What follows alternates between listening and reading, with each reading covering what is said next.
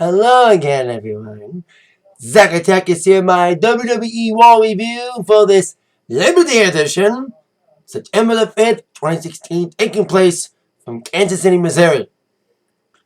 Before I start this review, and before anyone comments on my shirt, as some of you know, I'm a disc jockey. I DJ a lot on the weekends. I DJ every weekend from Labor Day to Halloween at Westview Orchards on 30 Mile and Van Dyke in Romeo, Michigan. And they gave me a t-shirt for me working there, promoting their brand new corn maze. They have a different corn maze every year. They had one a couple years back for the 200th anniversary of being open. Corn maze honoring Ford's 100-year anniversary of the Mustang. Now we got 75 years of Jeep 4x4 ever. So a little cheap love for Westview Orchards on this lovely day. Great weekend there. I'm not talking about gigs, I'm talking about WWE Raw. This is the last wall that doesn't have football opposing it. So, it's going to be no excuses for wall readings. Because Wall had a great week last week. We had such an awesome wall last week with an unpredictable ending. One of the best walls in weeks. And definitely one of the best wall endings we've seen in a long time. So, coming out of that epic wall last week, tonight's wall was okay. Not as good as last week, but hey, not every wall can be as good as last week. That's a good action. Some bad moments. And matches made for Clash of Champions. Clash of the Champions, as many hardcore fans are calling it. That's what it is, the Clash of the Champions. The newly renamed Night of Champions. Now called Clash of Champions. We got the in there. It's Clash of the Champions. WCW on title. We're talking about old names, talking about new. New era, new champion. We have, of course, a celebration to open up Wall with the new Universal Champion, Kevin frickin' Owens. Not Seth frickin' Rollins, because I thought Rollins was going to win. It was a predictable choice. But WWE went shocking. Not only they went shocking by picking Owens to win, but also having him win in shocking fashion with return of Triple H. Instead, he was still denying any involvement to Mick Foley to begin the show. With balloons popping up and streamers flying down, I thought they're going to throw in streamers like they do at Ring of Honor. Because, of course, Owens was known as Kevin Steen. He walked out in a fancy suit, new belt in hand.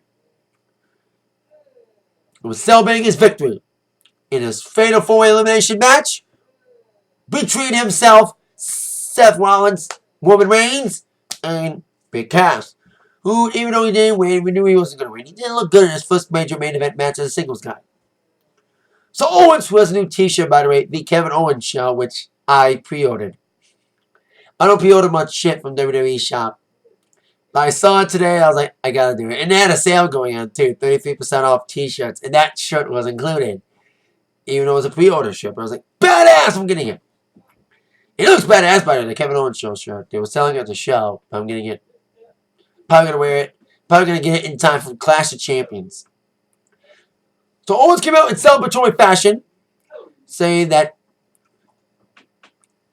even trolling the fans, totally fully, like saying, oh, you fans, you deserve it, make it about yourselves. Another great fun promo from Owens. He said, like, Triple H helped him, but only helped him with 2% of the job. He never really addressed why Triple H helped him. And by the way, spoiler alert, no Triple H at all this week. We didn't see him at all. He didn't make an appearance. Probably going to save it for Night of Champions. But it's Owens acknowledged, yes, I went with Triple H's help, but I did 98% of the job. And Triple H helped with the other 2%. Laying out both Rollins and Roman Reigns. Of course, Triple H screwing Rollins after being a golden child for years. But Owens is indeed the chosen one, the real chosen one, because he has been Triple H's chosen one since he debuted in NXT 2 years ago. As people posted photos of Owens and Triple H during Owens' spectacular moments. When he became NXT champion, when he debuted in NXT. So they were probably in cahoots from all along. And Rollins was not happy with it. He came out during a celebration. He's a full-on babyface. That's the only good thing with this thing besides Owens winning. The other good thing about this whole situation, despite the fact that this whole situation happened because of an injury of Finn Balor. throwing everything in the disarray after he got injured during SummerSlam. At least our backup plan, usually backup plans suck for WWE, but this backup plan is kind of good with Owens winning and turning Rollins into the babyface. He's a babyface promo, yelling at Owens, and he still thinks Stephanie is involved in it, and she still denies it. Maybe she'll be revealed as the perpetrator later. But till then, Rollins was a piece of Owens. He beat him up, tossed him out of the ring. Stephanie then suspended Rollins, but Mick Foley, using his authority as GM over the commissioner's authority, said, no way. Rollins, yes, you did cross the line and attack Owens during his celebration. You should be rewarded for this, but guess what? You're going to get rewarded by getting a match at Clash of the Champions for the Universal Championship, you and Owens, one-on-one. The main event got leaked over the weekend when local advertisements in Indianapolis started airing and had that match listed as the main event match. We knew it was going to happen, especially coming off the events from last week. But there could be another man added to that to make it a triple threat, which I hope it doesn't happen. Now get to that in a little bit. Foley was on a roll. Not only did he make a match for that pay-per-view, he made 2 matches for later on tonight. Involving Owens and Sami Zayn and Rollins and Jericho. 2 of the best matches on Raw tonight. For sure. And we begin with a decent match to open up. Bayley and Charlotte. I thought they were going to wrestle at Clash of Champions. So I was like, wait a minute. I thought Bayley was going to challenge Charlotte at one point at Clash of the Champions. And I was like, they're going to give away the Clash of the Champions match for the women's title for free. But as happily, that wasn't the case.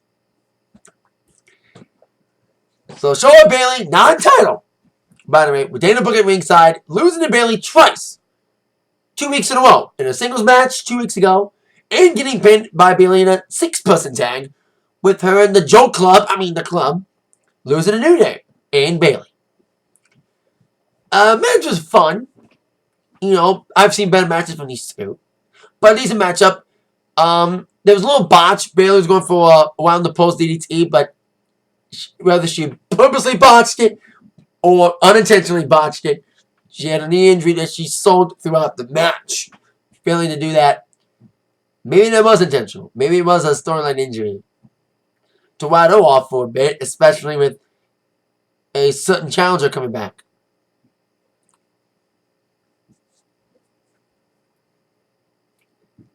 So despite Bayley finding her little injury that she suffered after failing to move over the post, Charlotte was targeting it big time. Especially trying to go over that figure 8 to hyperextend that injured leg. But then Bayley, despite that, she showed the heart and passion that she's shown in NXT. She showed it again tonight. Fighting through that pain. And coming back alive with some nasty kicks and moves. And with a little inadvertent distraction from Dana Brooke getting on the apron. And being inadvertently knocked off the apron by Charlotte. Bayley pushed Charlotte against the rope. And Dana Brooke got knocked off it. Inadvertently caused Charlotte to be fed into the Bayley in the belly. And 1, 2, 3 victory for Bayley. Pinning the women's champion in a non-title match. And Charlotte belittled Brooke, Dana Brooke, and even slapped her backstage. And didn't want to make up to Charlotte for inadvertently costing her the match. I'm going to jump a little ahead, because we're on the topic of women's title.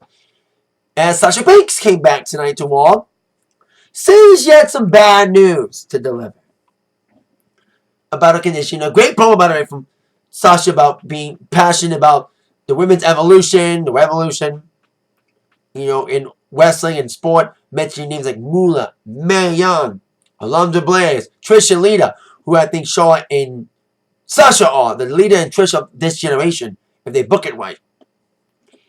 As Sasha's going to deliver bad news, Dana Brooke came out to interrupt the festivities.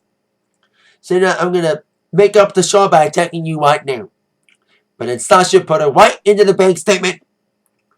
It said that, Dana, we were hoping the bad news was not going to be for us. That the bad news was going to be for Charlotte. And that is the case. That Sasha's back and she'll be challenging Charlotte for the Women's Championship at Clash of Champions. So now we know why Bayley wrestled Charlotte tonight.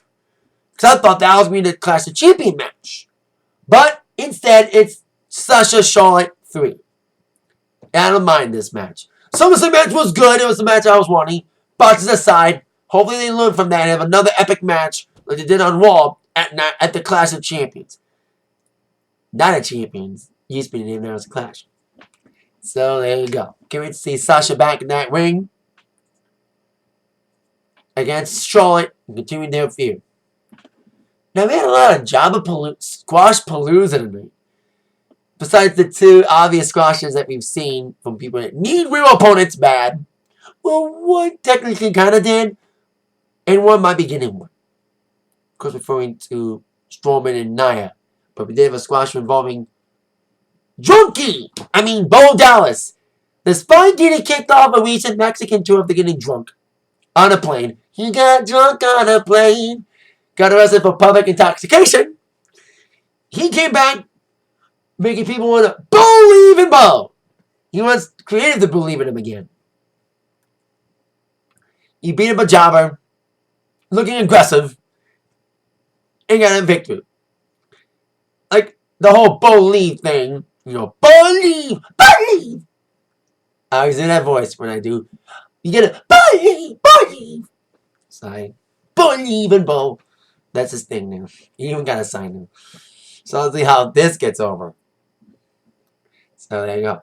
I want to mention a little bit about Dana Brooke. She brought a notepad. I need to forget to mention that.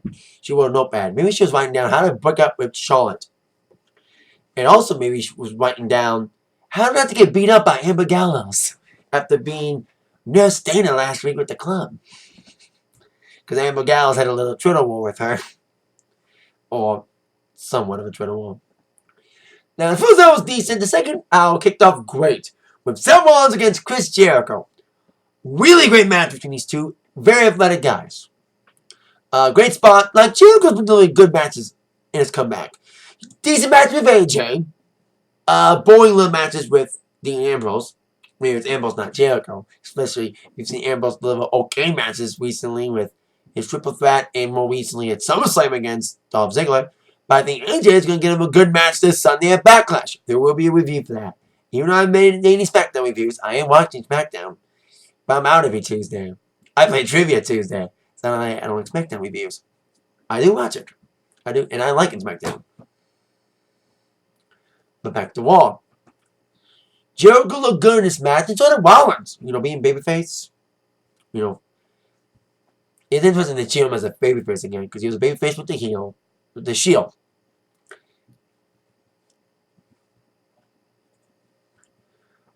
Some great spots. Great action from these guys. Great counters from Rollins out of the walls of Jericho. It was just a fun, athletic matchup for these two great athletes. Which ended with Jericho being pummeled like a stupid idiot by Rollins doing some nasty moves before, still finishing with the pedigree. Mostly doing an intimidation factor with Triple H. It'll probably lead to the match that we were going to probably get at WrestleMania 32 before Rollins got injured. Mentioned it last week. Say it again. Triple H Rollins is going to happen. They were saving that feud for Mania this year, but it never happened. But it's going to happen if Rollins stays injury-free. So there you go. Fun match between these two great guys. Kicking off the second hour white. And then it kind of fell off a little bit with match 3 of the best of 7 series involving Sheamus and Cesaro. Cesaro is down 0-2 and dealing with a back injury following that nasty bump he took on the wing post at the end of last week's match number 2. And it was, whether it was a wheel injury or storyline injury, he was selling it pretty good with the tape on his back. And the match was okay. Especially with Cesaro trying to get the fast win. Coming in early, but coming in some big kicks and uppercuts. The uppercuts, he had to use all the energy he had in his back, and his back came out, and Sheamus fed on it. Doing some nasty moves, including a Razor's Edge into a backbreaker, in various backbreakers, before feeding Cesaro to the brook, despite referee wanting to stop it. Cesaro didn't want to be down 0-3, but he is now. After that broke kick and the 1-3 victory, falls Sheamus hoping for a clean sweep at a house show in London. They should not have it in London, this sweep. That means this all is going to probably win in London to give it a 3-1 edge, because they can't have. Not only can they not end the series in a sweep at all, they can have the series end in a sweep during a house show. It's just all needs to win the series. I know that if they sell the back injury, he'll probably lose, but come on. He doesn't deserve to lose, especially like this in a sweep. And Sheamus does not deserve anything. You know, he's at an okay one in these matches, but Cesaro needs this more than Sheamus does. I'm sorry. Cesaro's been climbing and climbing, been hold down a lot, and hopefully he gets out of this and does not lose in a sweep, especially during a house show. They won't be televised. And now, ladies and gentlemen, step one up. Step one up. You're about to see the most shortest show on earth. It's time for Squash-A-Palooza!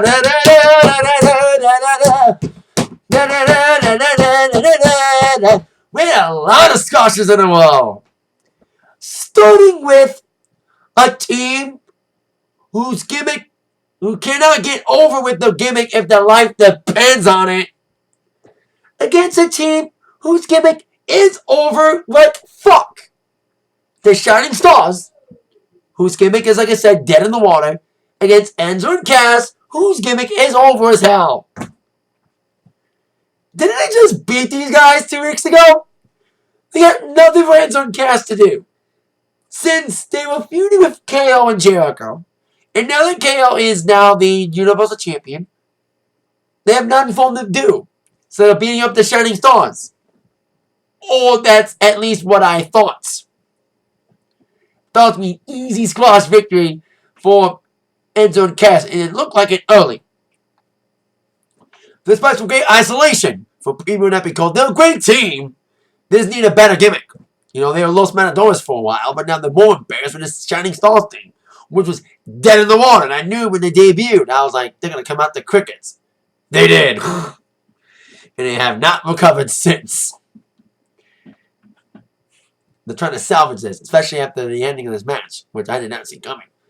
After the isolation, Enzo got the hot tag to Big Cass. The big boot, the Empire elbow, and it looked like we were going to see the bada boom shakalaka. An easy victory for Enzo and Cass. However, Enzo was hung up at the rope, tripped up by Primo, and Epico stole the victory for his team, rolling up Cass. 1, 2, 3, Shining Stars win. Wow. 50-50 booking in his finest, because I think, like I said, Enzo and Cass beat up these guys a few weeks ago, and now Shining Stars beat them. I don't know what they're trying to do to get them over, but this may not be an opportunity for them to get over. So, there you go. Like I said, the Squash Brigade continued, as Nia Jax, once again, in another squasher. Please get a real competition. I said it last week with her and Strowman. They need some real competition. But at least this might be the start of new competition, because her opponent, and Esposito, is a friend of Alicia Fox. And she got destroyed like usual. You know, typical Nia Squash. You've seen one, you've seen them all. And then she got confronted by Alicia Fox backstage. Even if, yes, Alicia Fox is technically a jobber now, but at least it's a big name. It's a former Divas champion. At least Nia's getting some real competition out of this with a feud with Alicia Fox. At least she's stepping up in competition. Instead of nameless jobber, she gets a name jobber. And now on to the continuing embarrassment that is the comedy act of the club. The old farts gimmick continued, and they had the old day.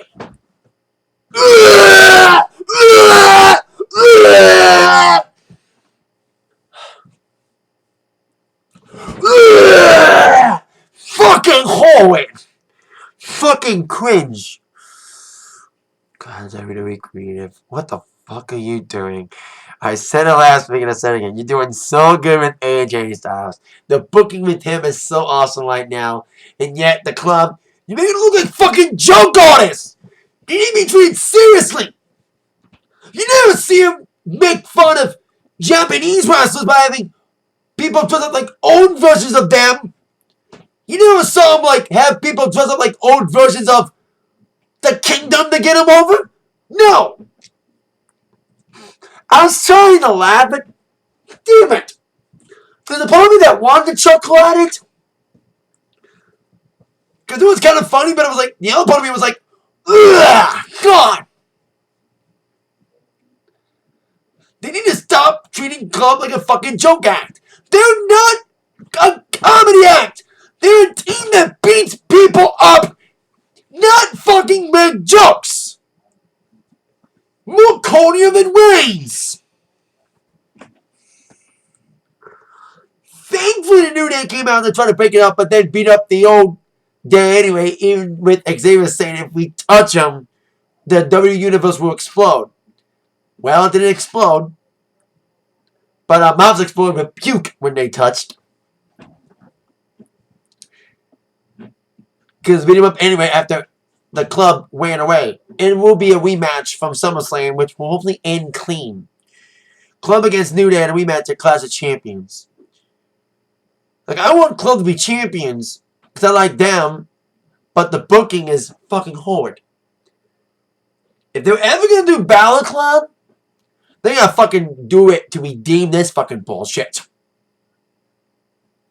So, there you go. God. The continuing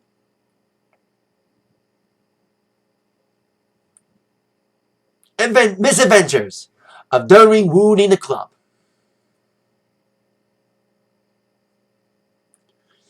Speaking of things that need to fucking end, Darren Young was in a match.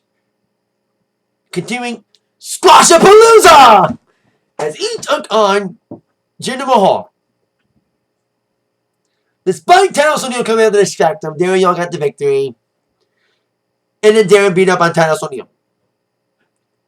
This is a fear that never ends. It needs to fucking end. Said it last week, I'll say it again. This feud needs to end. And Titus O'Neil is as bad on commentary as he is on the mic delivering a promo. So there you go. Pointless. Speaking of pointless, another squash involving Braun Strowman, but at least he gets a step up in competition. Like Nia Jax, she gets a name jobber in Alicia Fox, and Braun Strowman got a name jobber, Sin Cara. And Sin Cara bought some fight, kind of like Ann did in Nia Jax, before getting destroyed. And Sin Cara did try to come in with some fight, especially after his fellow luchador, Americo, got unmasked at the end of his match against Braun last week. That's why Sin took this match. He's getting destroyed like Braun. He's getting destroyed by Braun Strowman like Kalisto's getting destroyed right now on SmackDown by Baron Corbin. So there you go. Strowman destroyed Sin Cara, winning by countout. His first countout victory. I thought Sin Cara could pull a countout victory, but hey, Braun Strowman won by countout, so there you go. Let's move on. And then we have the Sasha Banks segment, which I mentioned already. So now on to our main event. Kevin Owens against Sami Zayn. I was happy these two got the main event. I've been applauding these two matches for a while. And these two in the main event for a championship would be incredible. Especially the Universal Championship, now that Kevin Owens holds it. You know, they've been stealing the show a lot this year, whether it's a Fatal 4-Way matches or many singles matches like at Battleground and at Payback. These two deliver epic matches. I was so happy when this was named main event. And it was a fun match until the ending. We didn't have a screwy ending, but it was kind of a weird ending. Another great match between these guys. Not the best. But still, when you get these two in the ring, magic does happen. Great spots, great action outside the ring.